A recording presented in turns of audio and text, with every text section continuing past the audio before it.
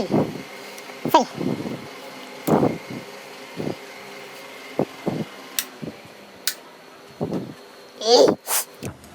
अभी हम देखते हैं इसको, इसमें भी थोड़ा टेढ़ा टेढ़ा दिख रहा है, ये सब पूरा भिन्न के रूप में है तो कोई फ़र्क नहीं पड़ता है। ये भिन्न रूप वाला जो समीकरण है, जिसको यदि आप भिन्न जैसा दिख रहा है तो आप भिन्न ही भिन्न के ये भिन्न जो है ना, तो भिन्न वाले तरीके से ही ये सरल होगा। जैसे ही आप 2 और 3 का एलसीएम ले करके इसको केवल इतना बराबर किधर वाले को जोड़ेंगे तो इसका जो हल है, यानी हर जो है नीचे वाला है वो गायब हो जाएगा, भिन्न नहीं रह जाएगा, नॉर्मल हो जाएगा। तो इसको थोड़ा सा हम याद करेंगे और नेक्स्ट में लाते हैं। 3x 5s to 3,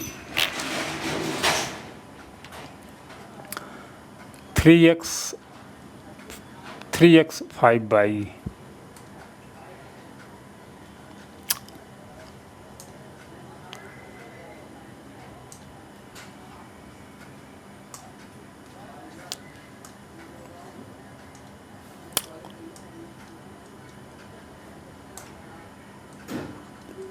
3x upon 2 minus 5 by upon 3,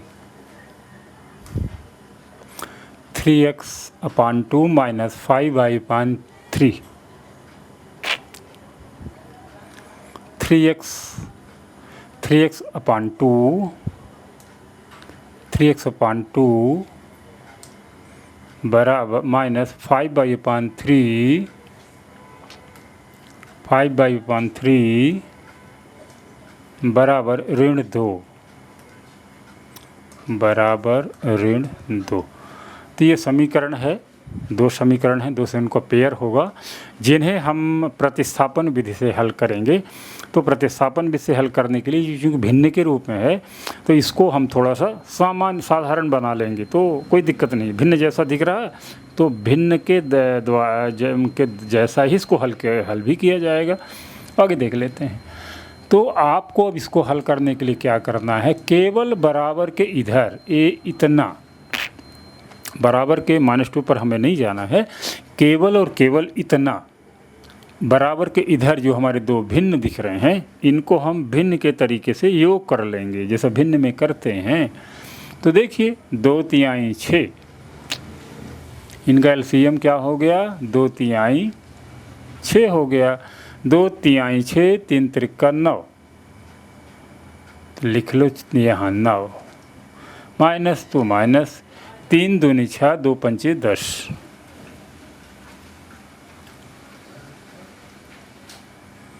ये अपना हल हो गया। अब इसमें कुछ होना ही नहीं, जो कोई संख्याएं तो आपस में जुड़ेगी। 9x और इधर तो हमने गलती कर दिया है, y होना चाहिए था। तो अब ये जो है ये बराबर हो गया -2 के। अब एक काम कर सकते हैं, इस 6 को आप उधर ले जाओ तो हमारा ये क्या निकलेगा, अब ये हमारा निकल के आ रहा है 9x minus 10y is equal to -12। अब ये पूरा समीकरण हमारा 9x माइनस 10y बराबर 12 हो गया। क्यों, ये 6 हमारा जो है जब उधर गया 6 दूनी 12 हो गया। तो हम क्या करेंगे, अब इसको ऊपर से हटा लेते हैं और हमारा जो ये सिंपल समीकरण आया है उसको लिख लेते हैं ऊपर। 9x minus 10y is equal to -12। ये हमारा पहला समीकरण जो हमारा भिन्न के रूप में था, बहुत इजी तरीके से नॉर्मल उसमें बदल गया है। अब जो है इसको जो है इसको हटा देते हैं। इसको हटाने के बाद अब दूसरा वाला समीकरण भी देख लेते हैं, उसको भी ऐसे कर लेते हैं। x by 3 2, x by 3 2,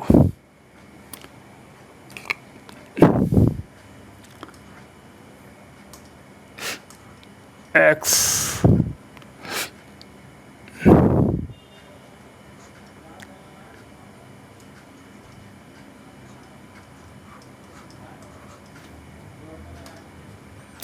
x बटे 3 धन वाई बटे 2, एक्स बटे 3 धन वाई बटे 2, एक्स बटे 3 धन वाई बटे 2, एक्स बटे 3 धन वाई बटे 2, एक्स बटे 3 धन वाई बटे 2, ये सही है। और इसके आगे क्या है, 13 बटे 6।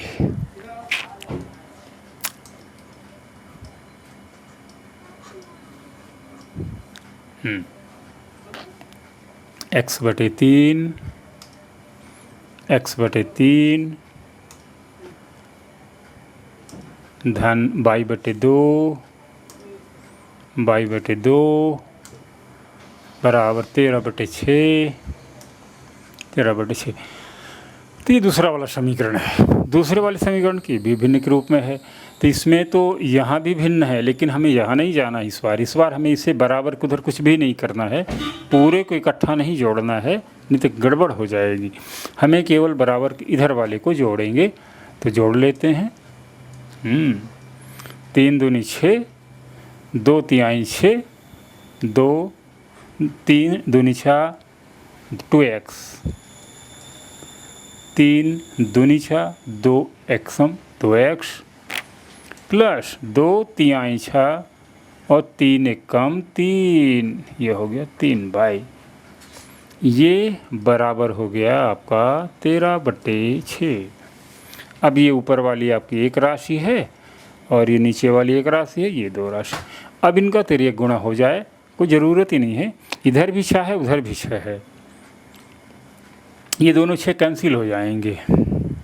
दोनों तरफ यदि एक जैसी चीज़ें हैं, ऋण ऋण है, धन धन है, कोई भी चीज़ है पूरे में इधर उधर है तो कैंसिल हो जाती है, 6 कैंसिल हो जाएगा। और इसको यदि आपको कैंसिल करना समझ में ना आए तो वही पुराना तरीका कि इधर भी गुणा कर देते हैं, इधर भी ऊपर गुणा कर दो। 13 बटे 6 में 6 का गुणा कर दो और इस पूरे में 6 का गुणा कर दो, है ना, ऐसा समझ सकते हैं। समझने की ज़रूरत नहीं है। जैसे ये पूरा बराबर के इधर है पूरा, तो हम इसमें मल्टीप्लिकेशन कर दें गुणे 6, तो इस 6 से ये 6 कैंसिल हो गया। इधर भी गुणा कर दें 6, तो इस 6 से ये 6, तो बहुत जैसी बात है नहीं। नीचे 6 है इधर 6 है, इतना हम सब जानते हैं, कैंसिल हो गया। अब हमारा ये बचा क्या, इसको जगह कम की वजह से इसको हटा दें और हमारा दूसरा समीकरण तैयार हो गया। ये 2x plus 3y is equal to 13। अब ये जो है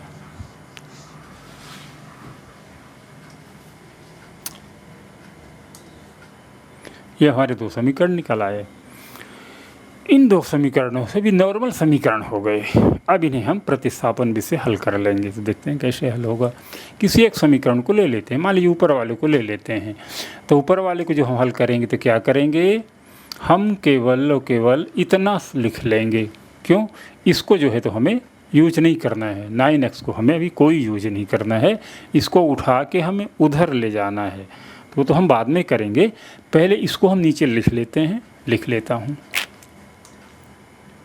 -10y इज इक्वल टू -12। अब इसको उठाओ उधर ले जाओ, -9x। ये जो है -12 है, ये वाला 12 -12 है और ये 9x ये वाला। अब देखते हैं,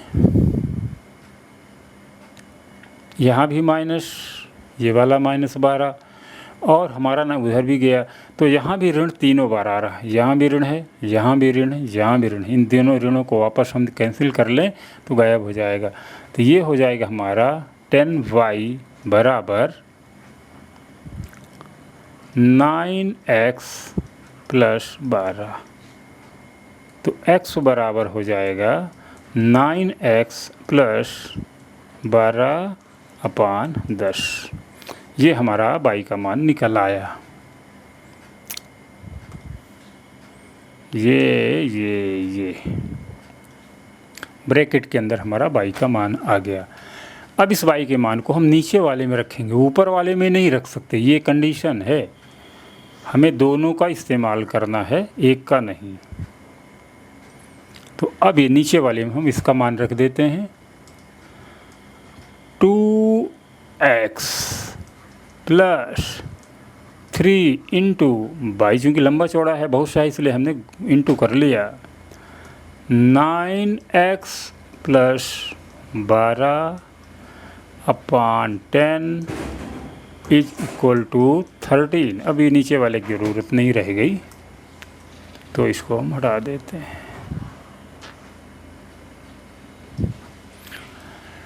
अब इसको आगे देखते हैं।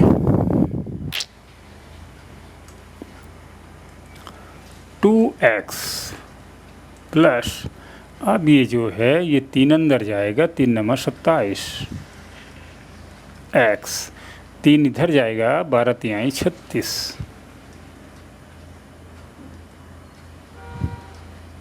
बस मामला ठीक हो गया है। और ये पूरे के नीचे यहाँ से लेकर के यहाँ तक, यहाँ से लेकर यहाँ तक, ये पूरे में 10 होगा, 27 एक धन 36। तो इसको हम ऐसा भी कर सकते हैं, कोई दिक्कत नहीं। ये बराबर हो गया 13। अब ये 10 प्रॉब्लम कर रहा है, तो इस 10 को हटाने के लिए आप पूरे में 10 का मल्टीप्लिकेशन कर दो, इंटू 10 और यहाँ भी यहाँ जगह बने इंटू 10। इस 10 से ये 10 गायब हो गया, लेकिन बाकी गायब नहीं होंगे, तो बाकी को लिखने के लिए हमें जगह बनानी पड़ेगी ऊपर। अब ये हमारा क्या हो जाएगा, 10, ये हो जाएगा 10 दूनी 20,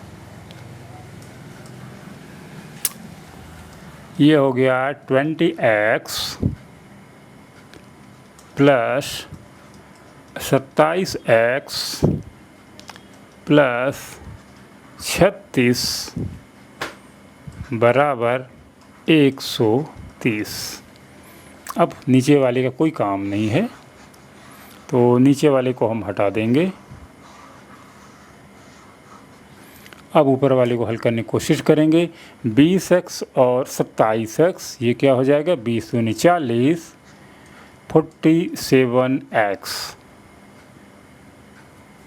ये बराबर हो जाएगा 130। ये पहले वाला बराबर किधर, यहाँ बराबर चिन्ह हमने लगा दिया, ये बराबर 130 ये है, और ये 36 उधर जाएगा, -36।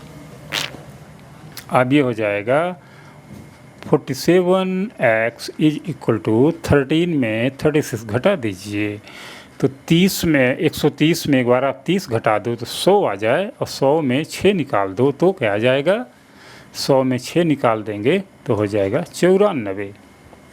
इस तरीके से x बराबर हो जाएगा 94 बटे 47, ये 47 है भाई, ये हो जाएगा 2। इस तरीके से आपका जो है x के मान की जो वैल्यू आ गई वो क्या है, यहाँ से x बराबर 2। इस समीकरण को हल करने के बाद हम ये पता लगा कि x की वैल्यू 2 है। अब y का मान निकालना है, तो बहुत इजी है। अब तो यदि x का मान आ गया, एक ही मान निकालने में तो दिक्कत होती, दूसरा मान तो सरलता से आएगा। तो चूँकि हमने सब कुछ मिटा दिया है, तो इसलिए हमें फिर से जो है पीछे जाना पड़ेगा। देखता हूँ पेज में, पुराने पेजों में कहीं लिखा होगा।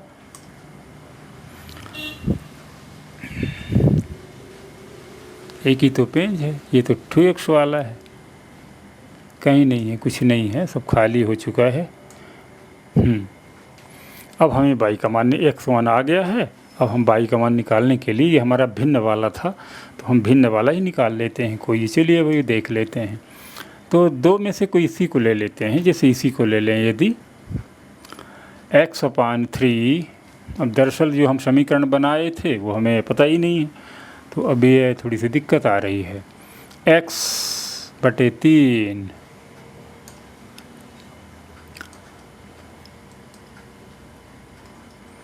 x/3 धन y/2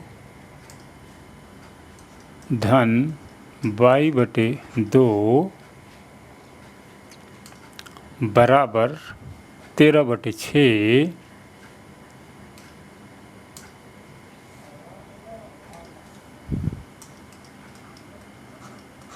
ये हमारा दूसरा समीकरण था। इसमें हम x का मान लिख देते हैं, यहीं से लिख दो।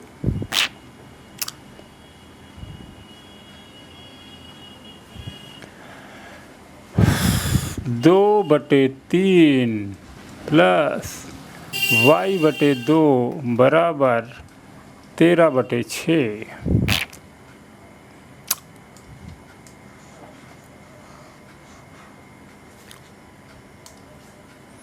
तो बराबर के इधर वाले को सॉल्व करेंगे। 2 तिहाई 6, 3 दूनी 4, 2 दूनी 4, 3 दूनी 6, 2 दूनी 4 प्लस 2, 2 तिहाई 6, 3y बराबर 13/6।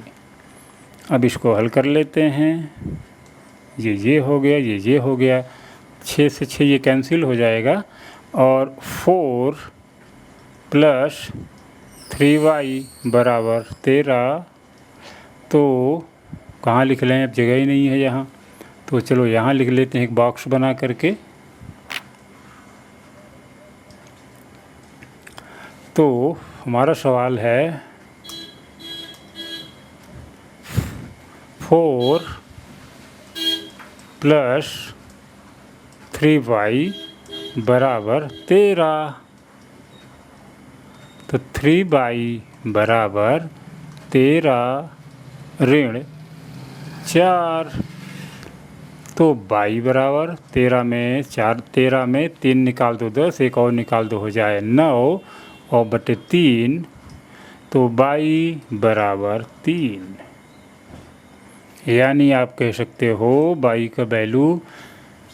की वैल्यू आ गई 3 और x का मान आ गया 2। इस तरीके से इस पूरे का रिजल्ट क्या हुआ, इस पूरे का रिजल्ट हमने देखा। यहाँ लिख देते हैं x बराबर 2 और y बराबर 3। तो समीकरण को जो हमारे क्वेश्चन होते हैं उनमें हमें डरने की ज़रूरत नहीं है। क्यों? यदि हमारा अभ्यास में प्रतिस्थापन विधि से हल करने की बात है तो जो मुख्य फंक्शन है, जो मेन मेहनत है, आपको किस समीकरण को हल करना है प्रतिस्थापन विधि से। अब हल करने के लिए थोड़ा सा यदि शब्द हमारा क्वेश्चन बिखरा हुआ है तो सेट करना पड़ता है, सिंपल करना पड़ता है, तब उसको हम हल कर लेते हैं। तो गंभीरता से समझेंगे कि सवाल सामने वाले ने सवाल कैसा बताया है। कभी टेढ़ा मेढ़ा उल्टा सीधा करके देते हैं, उन्हें आपको व्यवस्थित करना पड़ता है। और इसके बाद जिस अध्याय का है उस अध्याय से संबंधित फार्मूला लगा करके और आप सॉल्व कर सकते हो। तो हमारे ये 2 समीकरण हल हो गए। अब आगे देख लेते हैं अगला समीकरण क्या है। अब एक अगला समीकरण इसको भी देख लेते हैं थोड़ा सा कि बाकी सवाल को आपको प्रतिस्थापन विधि से ही हल करना है। सारा नियम कानून प्रतिस्थापन का ही लगेगा। 2 चरों वाला समीकरण का जो युग्म है यानी पेयर है, जोड़ा है, तो इसमें भी 2 समीकरणों के पेयर ही बनेंगे, जोड़े ही बनेंगे। प्रतिस्थापन विधि से ही हल होना कोई नया काम नहीं है। सवाल थोड़ा अव्यवस्थित है, इसको समझने के लिए थोड़ा सा दिमाग लगा लेना है। कहता है कि हम आपको 3 समीकरण दे रहे हैं। पहला समीकरण ये, दूसरा समीकरण ये, तीसरा समीकरण ये। अब ये क्या कहता है, जो तीसरा समीकरण देता है, पहला समीकरण और दूसरा समीकरण, यदि हम इसमें देखें, ये पहला समीकरण, ये दूसरा समीकरण, ये तीसरा समीकरण, तो जब हम पहले समीकरण और दूसरे समीकरण से x और y का मान निकाल सकते हैं, ये तो हमें पता है। हम सीधा प्रतिस्थापन विधि से पहला समीकरण और दूसरे समीकरण से x और y के मान निकाल लेंगे। और इस x और y का मान, अब ये जो हमारा तीसरा समीकरण है, इसमें y की जगह y का मान जो इन 2 समीकरणों से निकलेगा, और x की जगह x का मान जो हमें इन दो समीकरणों के प्रतिस्थापन विषय हल करने पर जो हमारा जो y का मान निकलेगा उसको हम जो है यहाँ लिख देंगे। तो और 3 का नंबर पता है, तो यानी तीसरे समीकरण में ज़्यादा मेहनत नहीं करनी है। हमें y का मान पता, हमें x का मान पता, हमें 3 की वैल्यू पता 3 है, तो m का मान आ जाएगा और हमें m का मान बता देंगे। तो इस समीकरण को हम आगे देख लेते हैं ये किस तरह से होगा।